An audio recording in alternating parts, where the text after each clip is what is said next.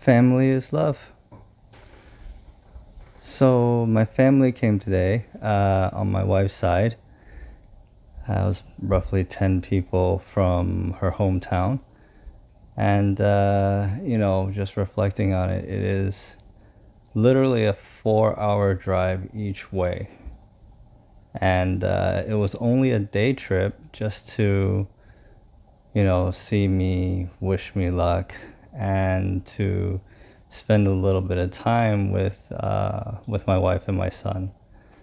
And these are one of those moments where it's just one of those magical moments where it's just I'm very grateful to have family around. It's just soothing for the soul to a certain extent. That there are so many people around me encouraging me, praying for me, wanting me to live. Those that are close to me that I've known a long time.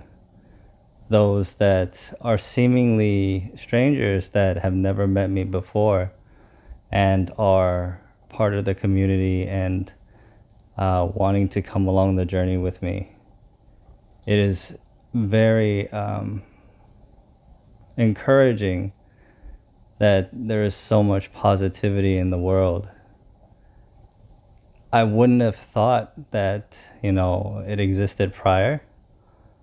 And seemingly now it's still a bit of a surprise in that there are so many people in this world that are generally good. It makes you wonder why, there's so much hatred and strife and just geopolitics and war in the world, when seemingly the majority of people are just good, just want to live their lives in peace.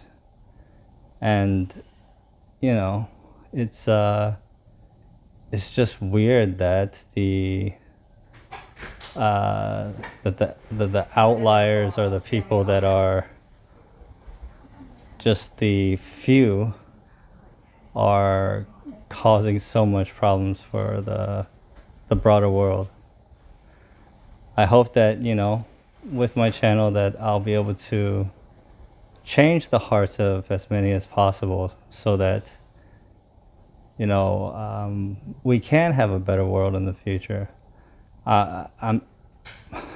Hopefully I'm not being narcissistic about it, in that I don't think I'm being grandiose, in that I think I can make a difference in this world. But I do think that God has put a calling in my heart, and that with this community, if we can just impact, 10, 15, 20 people and start a movement and pay it forward, that we can truly make a difference in this world. But yeah, just reflecting on that today, and just how much residual goodness there is actually in the world, when seemingly social media and the media at large would make you think that there isn't.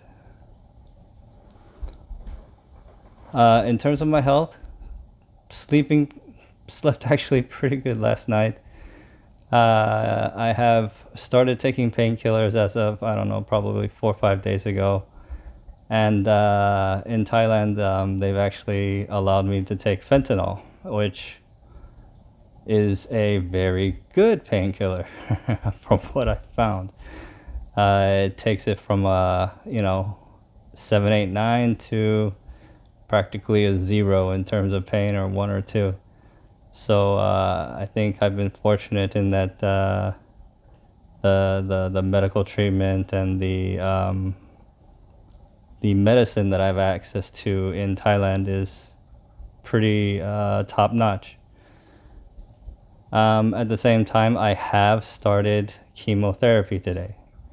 And, I've been talking about it before, but the reason is because at the current levels of my pancreatic enzymes and pancreatic function and liver function numbers, if it continues to worsen, it may reduce the number of options I'll have for treatment in the future. So as a preventative measure, we're jumping onto what is called CAP-10, which has been shown to reduce the size of neuroendocrine tumors as well as the liver in these types of situations. It's not necessarily a uncommon thing to happen. It's kind of like a natural progression. You would normally start with PRRT for a systematic targeted therapy, and then once that plateaus or flatlines, you may move to a different option, one of them being CAP-10, specifically for the cases where the liver is still enlarged and hasn't started shrinking yet, impacting quality of life. So that's roughly where we are today. The idea is that I would probably continue on CAP-10 for another 3 months to see how my liver reacts. If the liver enzyme numbers and the numbers start trending in the right direction, as well as the liver starts to shrink, then we continue it on. And then there's even a possibility we can even get to that 4th round of PRRT targeted therapy. If it doesn't, then we may have to switch to a different modality of treatment, which from what I understand, there are many. And, from a prognosis perspective, I did ask the question. The prognosis does not really change at this point because there are so many options for treatment.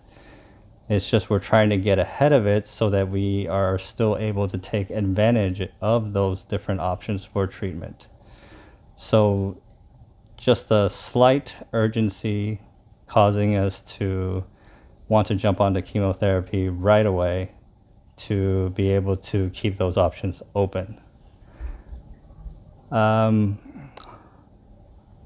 But yeah, in terms of next steps, obviously, already started the treatment, and then going forward, the November 13th PRRT targeted therapy will no longer happen because we will be on most likely CAP-10.